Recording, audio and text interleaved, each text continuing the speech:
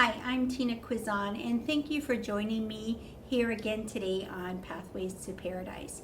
Today, I wanted to talk a little bit about how can we really trust that there's fairness and equality when you go to the state capitol. Are our senators and our representatives really there to serve each person?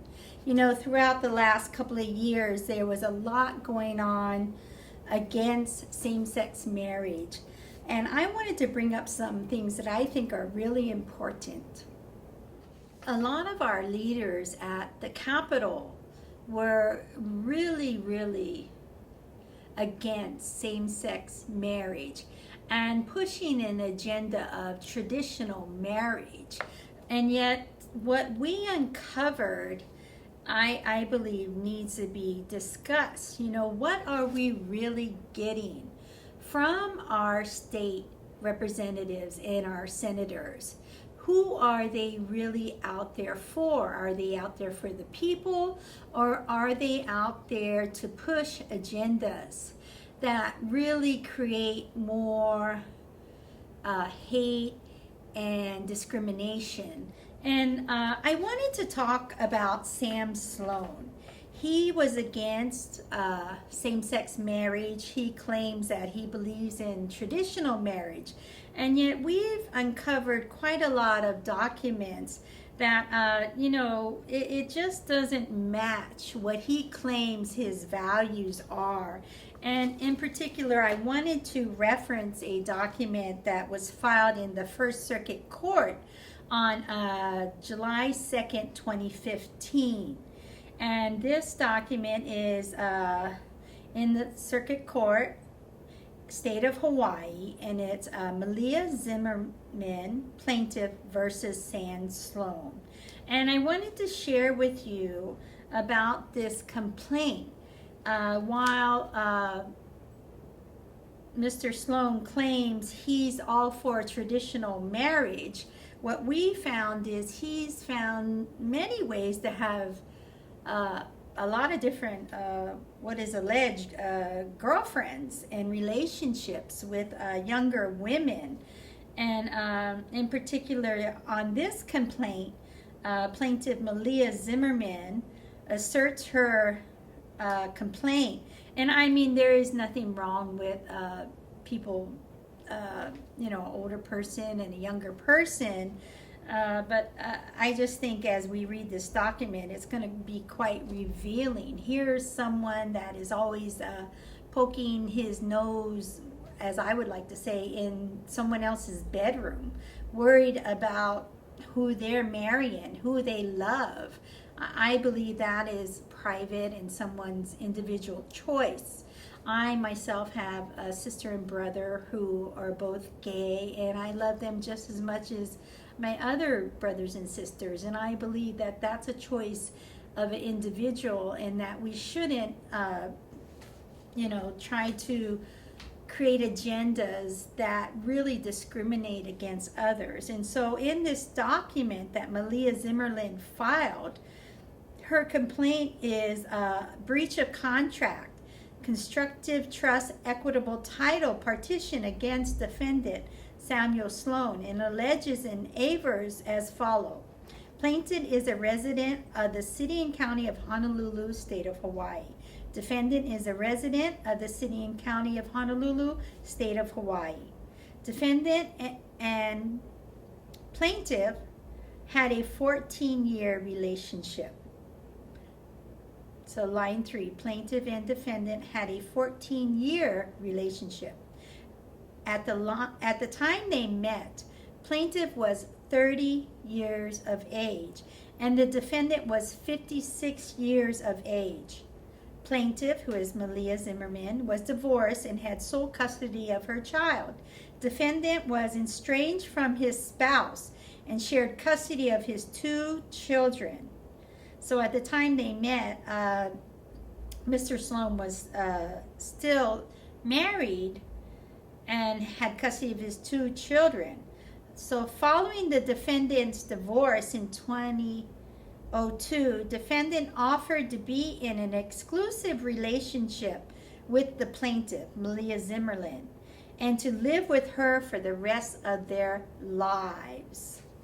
So it's funny how, many of these people that are claiming traditional marriage, here they are jumping in and out of the bed, as quick as hot potatoes, into the next relationship. But yet, here they are out in the forefront telling you it's all about traditional marriage. Plaintiff agreed to defendant's offer to be in exclusive relationship with him, to live with him for the rest of their lives. Plaintiff and defendant soon began looking for a home to purchase together that would be large enough for them and their children to share as one family. Plaintiff and defendant found a 3-bedroom home in Hawaii Kai, identified by tax map key 139030042, and made an offer to buy. The offer was accepted.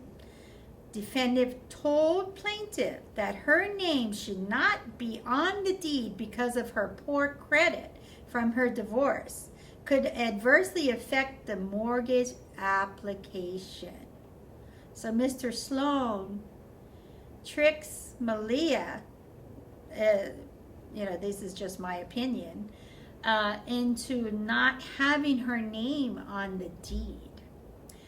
Yet, as this document claims, Mr. Slom, the defendant, assures her that she would be an equitable owner of the home, even though her name would not be on the deed.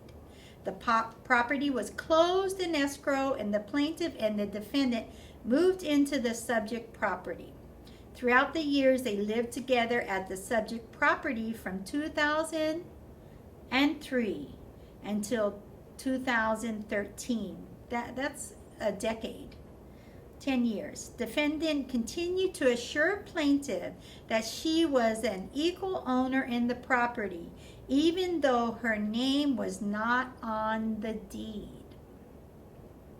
In reliance upon defendant's assurances of her equitable ownership in the subject property and his promise that they would live together and be in an exclusive relationship for the rest of their lives, plaintiff, Malia Zimmerman, paid a portion of the mortgage, real property taxes, homeowner's insurance, and other costs of ownership. Now, again, this is a document where Ms. Zimmerman is alleging in the complaint against our state leader, Samuel Slom.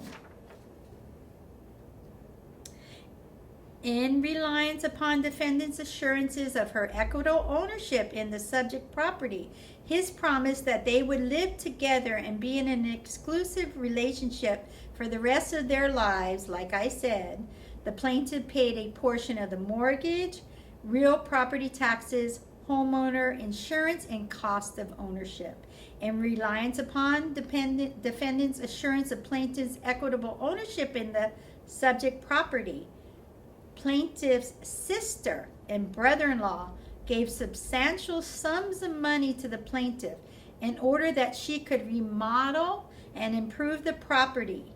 And this is the home in Hawaii Kai that they had together.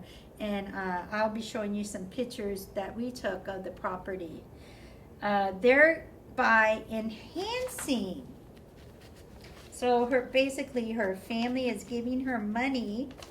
And this is on a home that Mr. Slom has basically told her, oh, don't worry, you don't need to put your name on this deed. But yet here she is, she's increasing the value of the property. At all times during their residency in the subject property, defendant assured plaintiff that the property was her house too, and that she would inherit the house when he died. Now remember, there is, I believe, about 26 years age difference. At the time they first met, 2003, she was 30 years of age. and Senator Slom was 56. At all times during the residency in the subject property, plaintiff put a great deal of money into the house, rather into savings or into a separate property or stocks and bonds, because she saw it as an investment in, quote, our house, quote, end quote, one that the defendant told her many times she would inherit. At all times during the residency in the subject property, defendant told plaintiff to reassure her family that the money they contributed to repair and improve the house and buy furniture would be money well spent, because plaintiff would be inheriting the home, the house.